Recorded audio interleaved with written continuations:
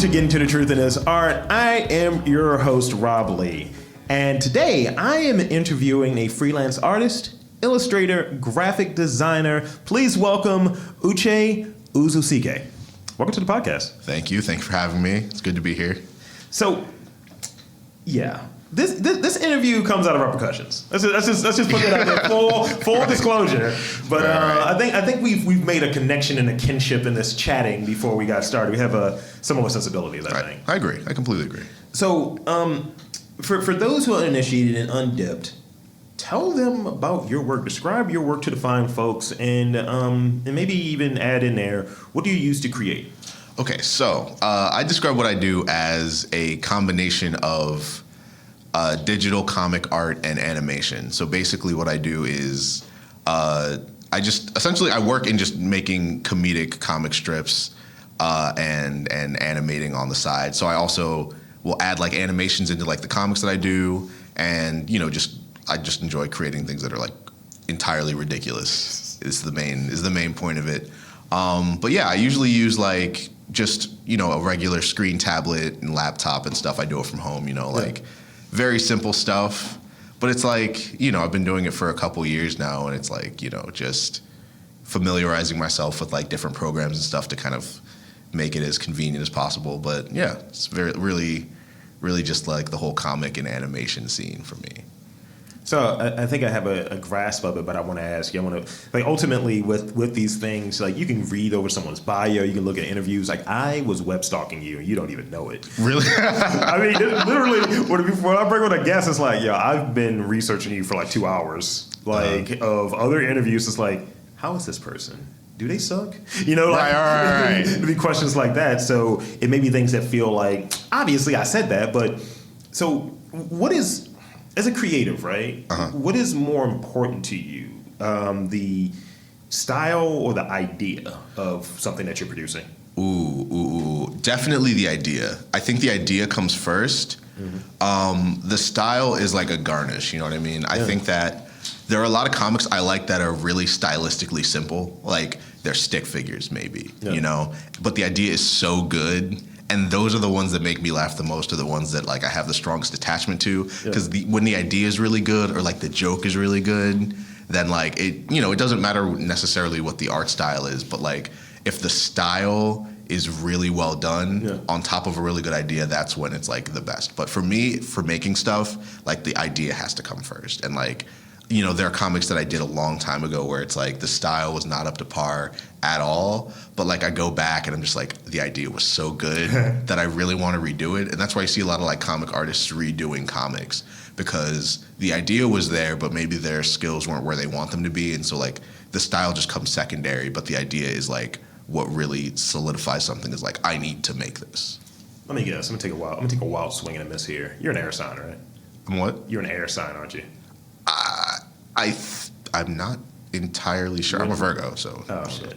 Yeah, I don't want to know. Sorry. I wish. Is that an earth sign? I don't. Nah, I'm not well versed in this stuff. No. The reason I ask, and in turns how we're a terrible group of people that cares about astrology. But what you were saying, what you were describing, is exactly advice I've given to people. Really? I was like, just if you have the idea is solid.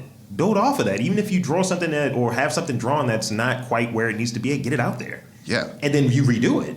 And it's like, so now I'm really going off page here, but I'm a fan of adaptations. Mm-hmm. And people really get butthurt about it. It's like, well, this is not the art I was expecting. It's like, it's an adaptation. It's going to take maybe from this nugget of thought and maybe turn it into something bigger. Maybe turn it into this format, or maybe add this to it, or put it in a contemporary sense. Because if you go back long enough, comics are racist. And yes. Well, if you go back period, not even long enough. 10 years, 20 years. Last week. Right. Sexist, racist, homophobic, all of that. And people get butthurt when it comes to adaptations, and that's the way I kind of view it. Like the comic I was telling you about before we got started, it may not be the style I want, and because I'm kind of even. It's like, I think in terms of what I like, if it's done well, it's like, this is a good premise. It's like the art can't be so far away. Yeah. But if it's just like really great art, and it's like, this is some thin writing.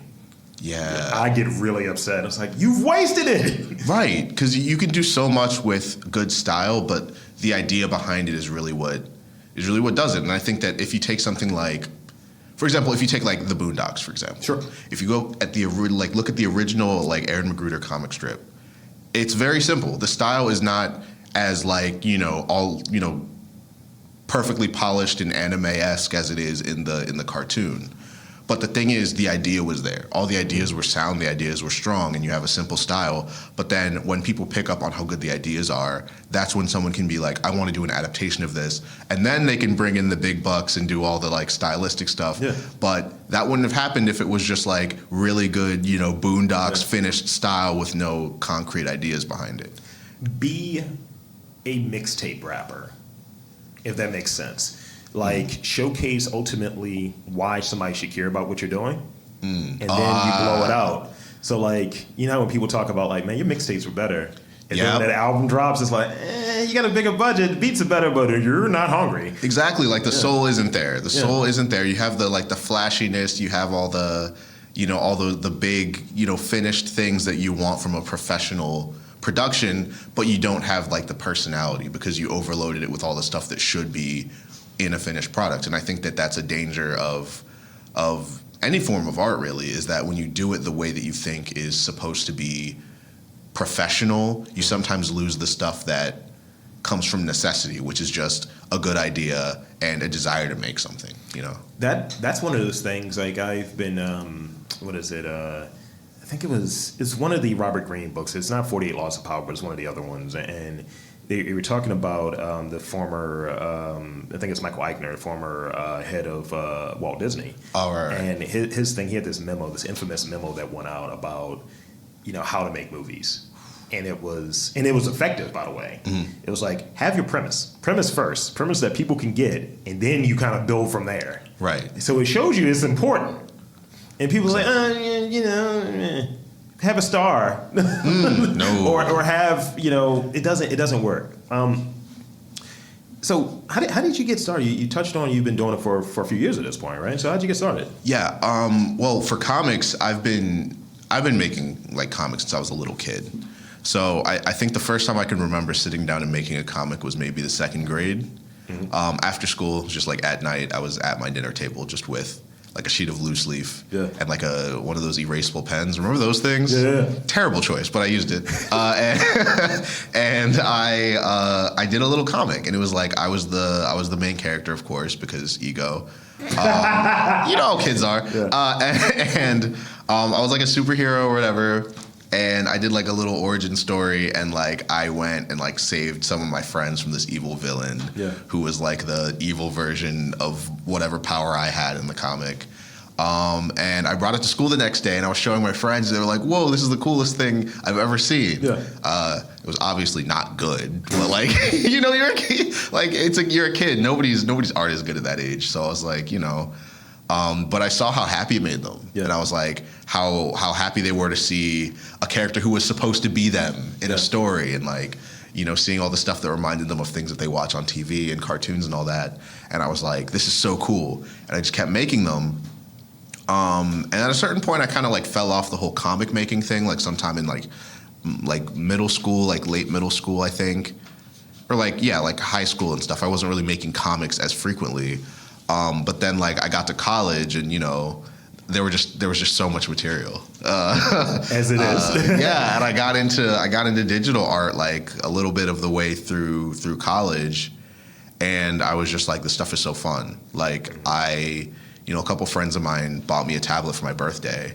And they were like, you need to be doing this. This is something you need to be doing. And I started getting back into comics and, familiarizing myself with digital art. Yeah. And I got back into the comic making thing. And I was in school for psych at the time, for psychology. And I graduated, and I was still just making comics on the side, had an Instagram, and I had some people following for like my comics because I was posting regularly. And then, the unspecified virus that shall not be named happened, and I just had a lot more time. I had a lot more time, and Voldemort. Voldemort. And I was doing just like more comics, and like I had a lot more time, And then just like, you know, I feel like it just kind of took off during that time period where it became, you know, my thing. It became my main thing. And it, you know, I just kind of lucked out in that way. And so comics are just like part of my life now. That's great. And I will say I was one of those friends on the side of, I've always, because I do it on the low, right? I don't really broadcast it, but it's more of a point of clarity, I suppose. If someone's like, I'm interested in this or I'm doing this, and they may not have the thing there, it's like, well, my job is to nudge you in that direction. So I had a friend who was like, yeah, I'm going to, you know, do this, you know, Inktober and all of this. I was like, yeah. you're taking an interest in illustrating. I bought one of those friggin' tablets. I was like, here you go. And then never used it afterwards. What? I was like, you suck. And as a person who has that kind of similar comic story, art story, in middle school, I may have had a comic. Ooh. That was a pastiche of Wildcats from Wildstorm back in the day. Oh my goodness. And it was called Savages. And it was such a ripoff of like X-Men. And isn't it always though? At that age, everything's derivative. I mean, it was just. I just remember I was sitting there and I was like working on, because I was doing the coloring, the whole thing. Right, the story made no sense. Does it ever? And I remember a teacher saw it, and I was in one of these spots where I would finish my tests early to draw. I would take the B. I would take the B. I was like, I know I'm going to get a B. I have one of those memories. I don't read anything. It's just like, I'm just going to remember it. That's just what it is for me. That's always been that way. You're literally me. Cool. So I was just like, all right, I'm going to take this B plus and I'm going to work on my comic. And in previous times, I remember I drew this. I used to sell pictures of Wolverine in class. Oh my God, yes. For like 50 cents. And the hustle. I am blown away. So I'm working on this. I remember like the other day, like in that week, she saw me draw. She threw my thing away. I was like, "Yeah, you throwing my money away." I want real black. And she really tanked your business for no reason at all. So I'm doing this comic, and I'm like, "Look, you ain't taking this one." So she's like, "This is really good." I was like, "No, it's not." And she got it laminated, and she was telling all of the teachers, she was like, "We have an artist here," and she got my thing laminated. So I think I have maybe a couple of the pages because it didn't really stay together, but I still have a couple of the pages of this like proto Rob comic in my so sick. In my art bag. I have this art bag that my grandmother made for me. That is so cool. So I was one of those guys where when you have someone, whether it be family, whether it be friend, that see like you have an interest in something, to be able to give you that nudge, whether it be in providing you with the resources to do it or more information, things like that. I think that doesn't happen enough. And I want your vantage point. I don't know if that happens enough right now where people are like, you know what? I'm going to nudge you and you do whatever you want to do with it. Mm-hmm. Yeah, it doesn't happen enough. And I think that a lot of it comes down to, you know, thinking of things that are quote unquote viable, things that are. Can you monetize this? Yeah, can you monetize this? Yeah. Because for the most part, if I had gone back and I had looked at the stuff that I was making back then, that was not going anywhere. That was not, you know, and you know, everyone gives their parents flack for like not believing in their dream and everything. And you know, at that time, I was like, you guys aren't supporting my passion. You guys are supporting. I look at the stuff I was making, and I was like, if I were my parents, I wouldn't have been like, this kid's going places. No. I don't know why when you say you guys aren't supporting my passion, I saw like the emo swoop over your eye. Yeah, it's like it's not a phase, Dad. It's like put your Vans away. Yeah, put your Vans away. Oh wow, I called out. But jeez, yeah, nah. But like you know, at the time, it wasn't good per se, objectively. And so like I can understand like them kind of being like, this isn't gonna make you money. But like those people, those friends, those teachers who see it and they're like, you have something here, those people really do save you in a way. They save your life. Like they're like, they keep you going. They're like, am I doing this for any reason? And of course you have to have that intrinsic motivation to want to do it. But the, you know, external validation of having a friend whose opinion you value say, this is really good, you should keep making this. It's like you go home and you get like a second wind after like the battering of like, you're going to be a starving artist, blah, blah, blah, blah, blah. You know, you get somebody who says, this is great, I want to see more of this. Or like somebody says, oh, I have this idea, I want us to work on this comic together. Or like, you know, there's this ridiculous joke. Or like, I have this ridiculous joke, I would love to see how you draw it. You know, all of that. It's really crucial because it's like, for a kid especially, let kids have imagination. Don't tell kids that they can't do something because they're not going to make money, because money means nothing to a kid. Don't be a dream killer. Point. Don't be a dream killer, especially at that age. I was like, the most money I need right now is $1.25 for an iced tea. That was my financial plan. So somebody telling me, hey, your dream is useless because you won't be able to afford a mortgage. What is this expensive iced tea you're drinking? It's 99 cents, my guy. Like, what are you doing? In high school, Arizona. They were price gouging. They only had that Nestea stuff. You're sliding me a quarter because I get a piece of every iced tea that's being sold to aspiring artists. Right, of course. They were like Big T. Yeah, Big T. This is all a conspiracy. I should have known. But. Yeah, like all of the stuff with just support. It's like you get it where you can when you're that age, because every kid is doing a bunch of stuff that they're forced into and stuff that they do to just because they're bored in school. Yeah. So it's like to have somebody say, hey, that thing you're doing on the side is kind of cool. It's kind of like you need that. And I think also to go along with it, you need just one of those people that when you need that rebound, when you actually are going after it, and then you take that hit. Like you take the hit from a person that actually may matter, because artists obviously are sensitive about their shit, and when you take that hit from someone that may be able to move you and fast track you into a space where you're around other artists and you're able to collaborate and learn, what's your process about, how do you do this? Even as a kid, like I go by the School of the Arts, I'm like, wow, you guys are actually artists. Like I am barely anything. And I kind of like see it. It's like, okay, yeah, you're actually doing something. You're committed to this. But when you run into that spot where it's like, I don't think you're the material for this, blah, blah, blah, you also need that person that's around, whether it be your friend or whether it be a relative or just someone that's just there to help you pick up those pieces, because it could be a lonely road. Yeah, there are several people that stand out in my mind. My friend Matt. Like I told you, for college I was studying psychology. Yeah. So like I was nowhere near any art courses. I didn't take a single art course the whole time I was there because it just didn't fit into my curriculum. And Matt was an animation major. So he was mingling with the other artists. He was doing all this. And he was just like, yeah, there's like this animation club, and like there's, you can come and meet these other artists and like do all this stuff. And like we've stayed in touch, and like, he was just like, it doesn't matter that this isn't your major, it's something that you obviously love. And if you keep being consistent with it, then it could be something for you. And he would keep like giving me tips on digital art, and he would keep checking on me to make sure I was drawing stuff. And like, he would send me like openings for like, jobs that I could do. And like, do you know those really like shitty YouTube animation channels? So I applied for one of those, and I got rejected by one of them. Yeah, that was a blow. That I almost put the pen down for good. And I was like, back to mixtapes, right? I was like, man, I guess I'm trying to make a mixtape now. And Matt was the one who was just like, he was the one who was like, hey, let's get your head back on straight. Yeah. Let's refocus. Not everything is a reflection of your skills or of the quality of your work. And Absolutely. He was just like, and he was one of those people who has just been there and is just like, hey, keep doing what you're doing. Stay the course.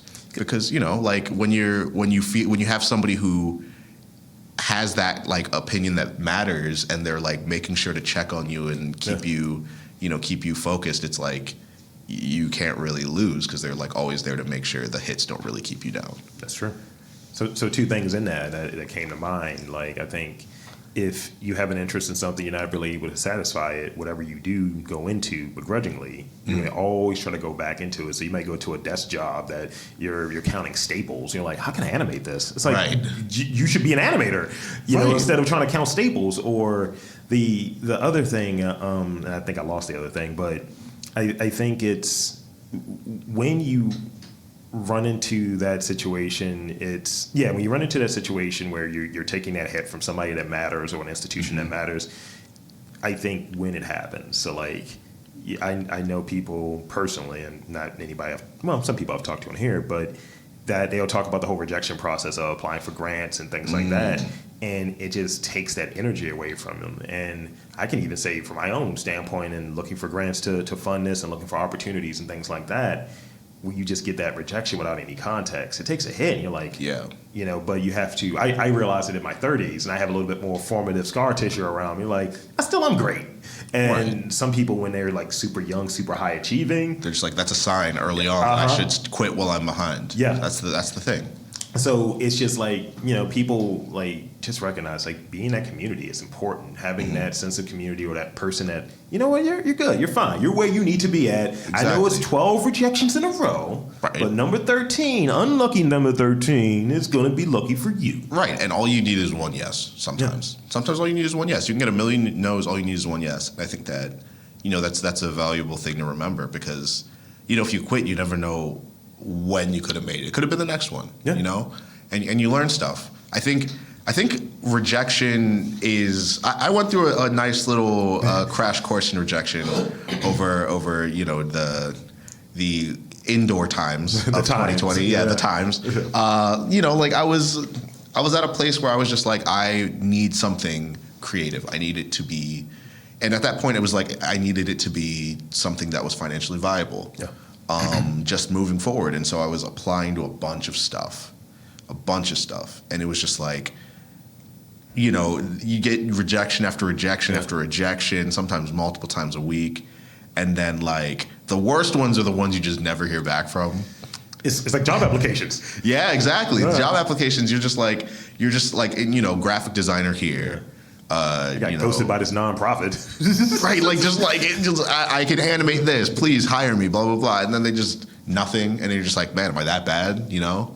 I remember, I had this period where I needed to like step away from things here for a little bit and just kind of get re-energized. And that's actually a question I have for you about where you get your peace from, right? Mm-hmm. But I had to go back, I had to leave here for a bit and just like leave for a week.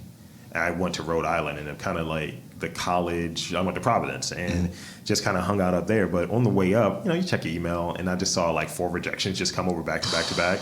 And I was like, yeah, I just need to get away from this stank for a little bit and then get re-energized, see some stuff, see what a different scene looks like.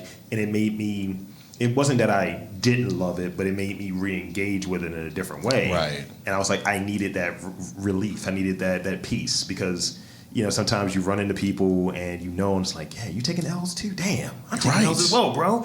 So for you, when you're in that spot, and I don't want to just purely go into this because we have the stuff to talk about, but I at least want to get this feedback from you.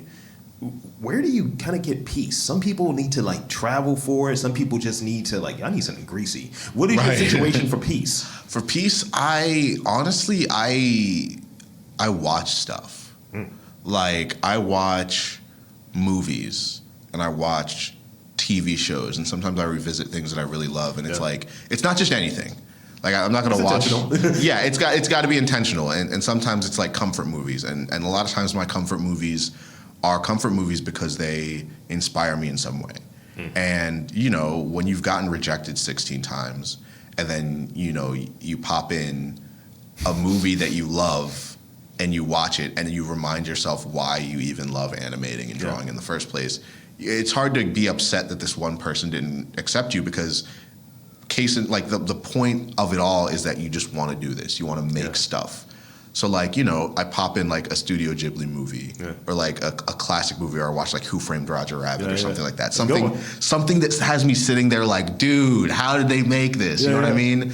And then you don't really think about that, you know, YouTube story time channel that rejected you. You think, I want to make something cool. Yeah. And I jump back into working. And like when I work, a lot of times, quote unquote, work is just making random stuff, you know? And I think that the peace comes from reminding myself that I do this because first and foremost, I just love doing it, and I love the result, and I love the process, and that's like the greatest piece I can find. That's why you have to go back to every time. I look at Requiem of a Dream too. Have peace. Yes. I'm feeling yes. Music as well. That's another big thing. Sitting there watching like Cannibal Holocaust. No, ooh. I watch a lot of horror movies. Really? Big horror fan. Yeah. Do you like Ari Aster? Yes. Ooh, I love Ari Aster. I watched VHS 94 yesterday. Oh no, I haven't seen that one. You gotta watch it on purpose. You gotta watch it. They're actually well done. That's what scares me. So let's say you talked about like things that are kind of like funny to you. Like, how do you? Well, actually, what specific ideas or themes are you trying to portray in your work, and what are they? I guess why are you looking at those themes? Ooh, I like the ridiculous. I like the subversive. That stuff always kills me. I think that there is a balance to humor. I think there is highbrow, makes you think humor. There is lowbrow, pee-pee poo-poo humor. It works. I'm 36 and It works. See, just saying it works. And I like going for a blend of both and doing things that are like bizarre, and sometimes make you think, and sometimes are just the joke is just haha funny, you know. I'll throw in like a really wordy monologue, and that in and of itself is funny because you don't expect something to get so serious out of nowhere. Yeah. Or like for some of them, the joke will just be like a funny picture of a monkey. You know what I mean? It's just like it's like expect the unexpected. I go for like a holistic kind of view of comedy where it's like it is all over the place and it depends on the day. And sometimes lowbrow is perfectly acceptable as a punchline. It's just like it's funny because it makes you laugh. There doesn't have to be a good explanation, you know? And a lot of times my philosophy is I do what makes me laugh rather than what's relatable. Yeah.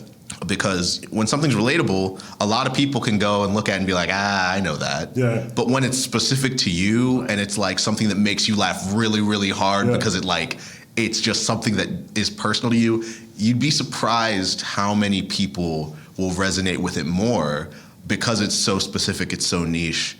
You know, like if I make a very, very specific anime reference, for example, some people may not know what it is, right? But the people who do know what it is, it's gonna hit them like really deep. They're gonna be like, I didn't think anybody else would make this kind of reference in a comic, or, you know, use this song from this show that I really like.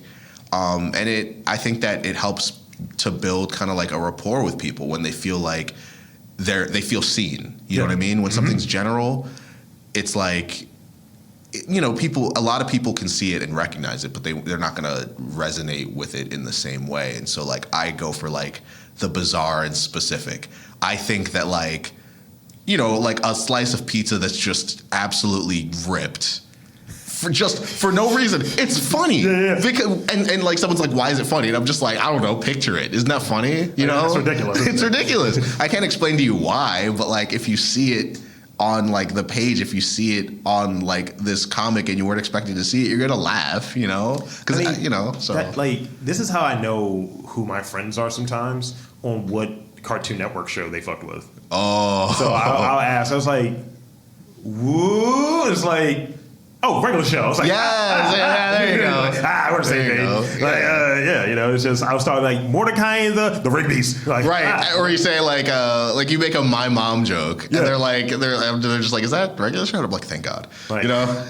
Because sometimes you can age people with it, but it's crossover, and I think that's what works. And I think the adult version of that is that Close Enough show, right? So it's like where you're at, and it's like I know I can hang out with you because that's a bit that you get. And I think that's how you're finding and building community based in that niche thing. I think, and it goes past just reference humor. I think that finding the humor in very specific things that don't have a very obvious punchline are things that show that, you know, your sense of humor is a little bit more abstract, that you can find humor in things that aren't necessarily designed to make you laugh, you know? And I think that that's a superpower in and of itself, is to take a regular situation and then find what's funny about it, you know? And, you know, I feel like I resonate a lot with people who do that. When people like just roll with something, like, you know, everyone has that friend where it's like you make a joke and then your friend just like rolls with it. They don't need context. They just roll with it. And then you guys are just riffing about this thing. And people come up to you and they're like, what are you talking about? What is the context for this? And you don't even remember. You're just like, we're just riffing. We're just talking. I've done a podcast for 13 years on that same premise. And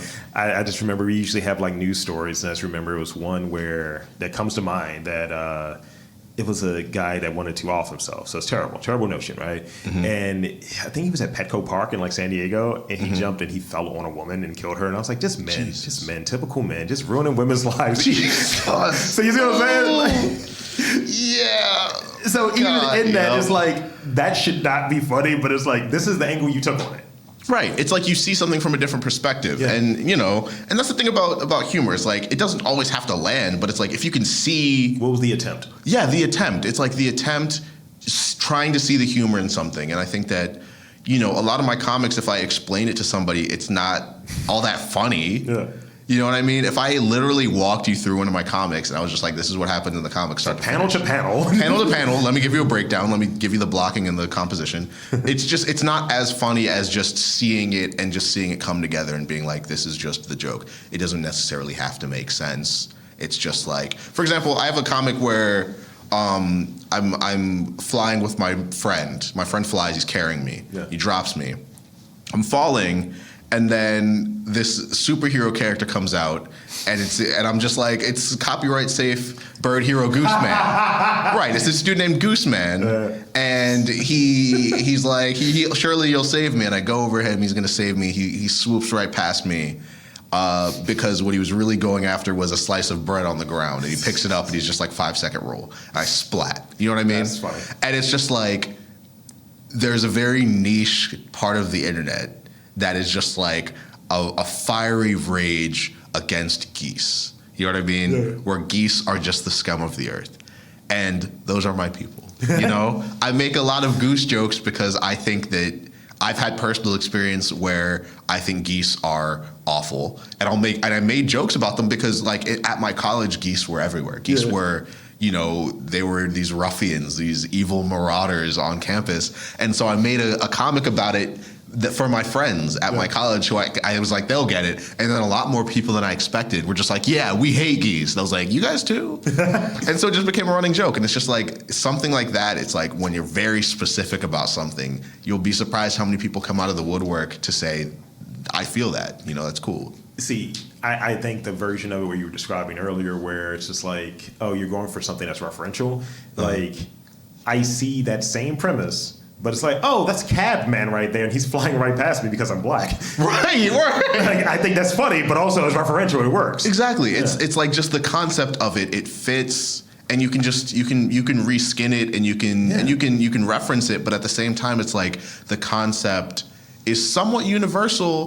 But at the same time, when you add the specifics into it, it hits a little different than just making a regular, very open reference, because it's one of those things where it's like, if everybody gets it, then nobody really gets it. You know what I mean? And it's too accessible. Yeah, too accessible to make it really funny. When it's observational humor where it's like, everybody gets it. Like, everyone has that experience of watching a show and it makes them cry. You know what I mean? Yeah. But then if you're like, I'm watching this show and it makes me, I'm watching this very specific anime and it makes me want to join a volleyball team. And so I'm out here playing volleyball in my house. You know what I mean? People are going to be like, I've never seen that show before in my life. I don't know what you're talking about. But the people who have seen that show are going to be like, that's my life right there. You know what I mean? So it's when you get that kind of thing, I feel like it's punchier that way.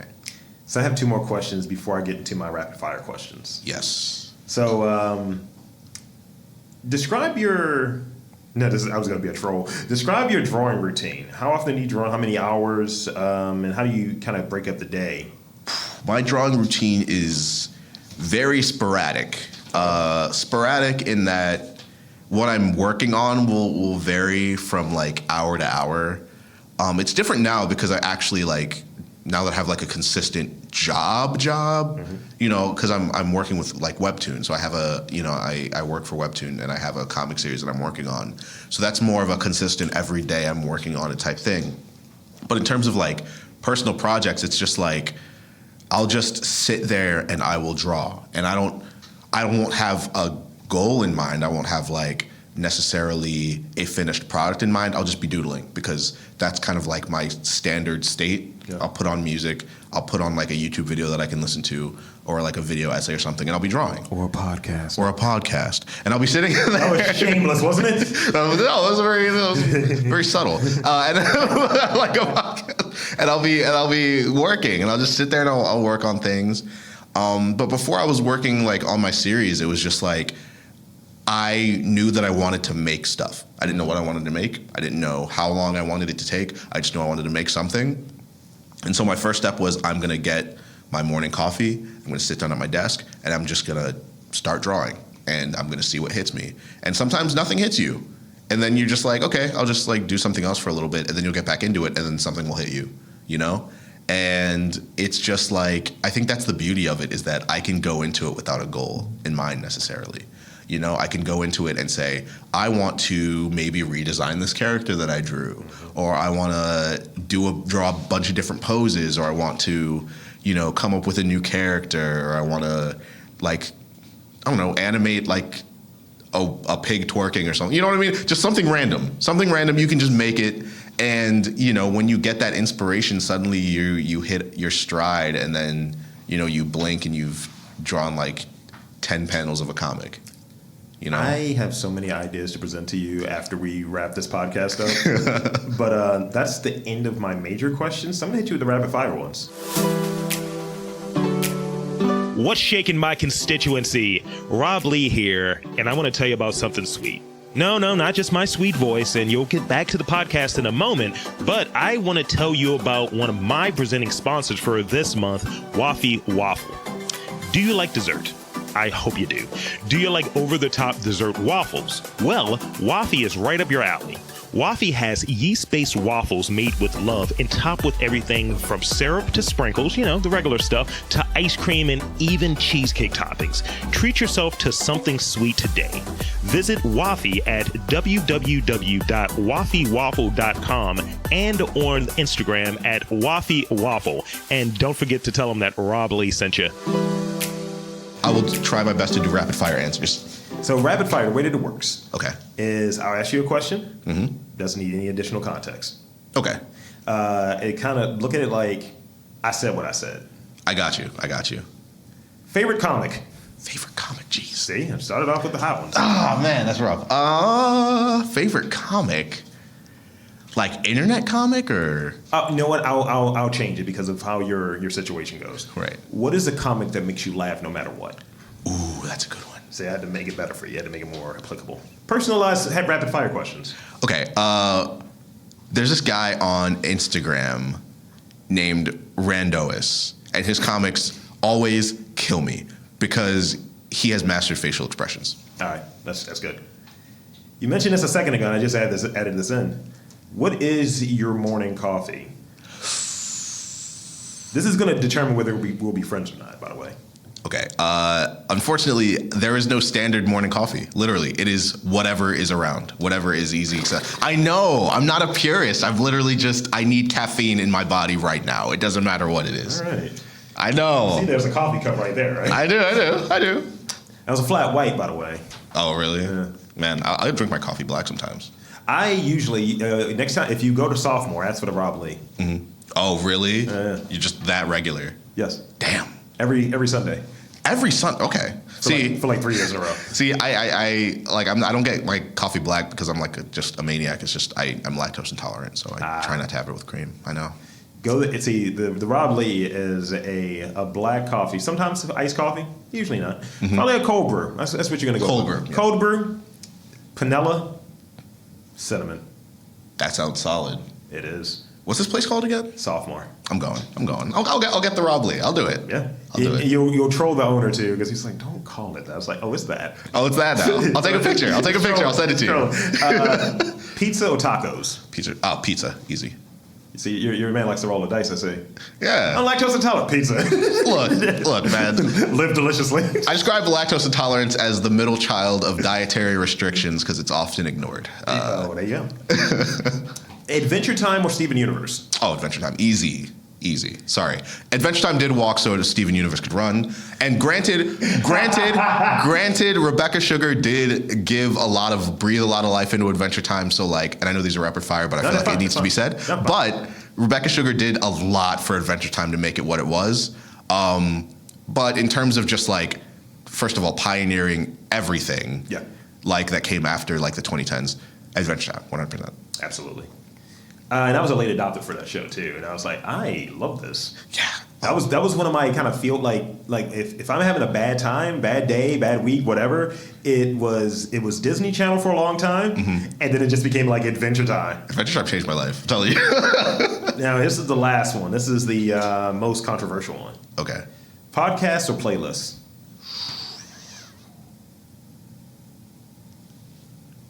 I feel like there's a wrong answer here. I don't know if there is. 'Cause my podcast might be on a playlist. I'm saying playlist. It's a catch-all. Playlist. And here's why. Spin it. I feel like playlists can be. It's a more general umbrella. If I'm feeling classical music playlist. Shout out to Amalia. If you're feeling like really fast jam, something that's really like, like faster.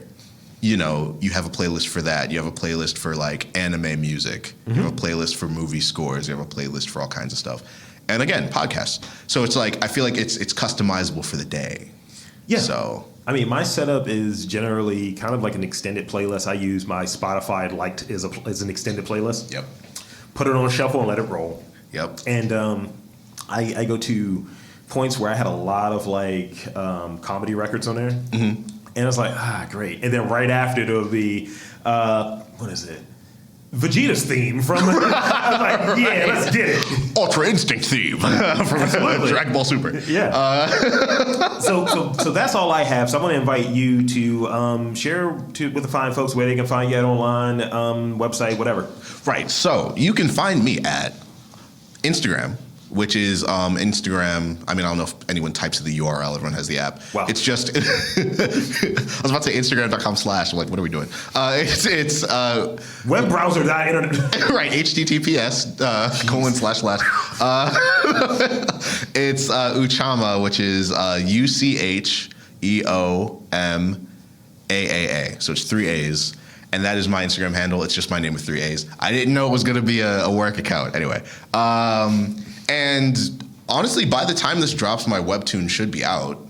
Because I'm currently working on my webtoon, which is called Vibe Check, which should be on Webtoon Originals by the time this podcast comes out. So you can find me there because that's what I've been working on consistently. It'll be coming out like twice a week, so that'll be up. But yeah, I'm around. I usually respond to DMs if anybody wants to send me memes, please. Always accepting memes. Wow. I'm begging you. Yeah. So that's basically it. So for thank you. This has been great. Of course. This is so awesome. For Uche, I am Rob Lee. I'm Rob. You're Rob Lee. And this has been Getting to the Truth in This Art, saying that you can find art in and around Baltimore. Just gotta look for it.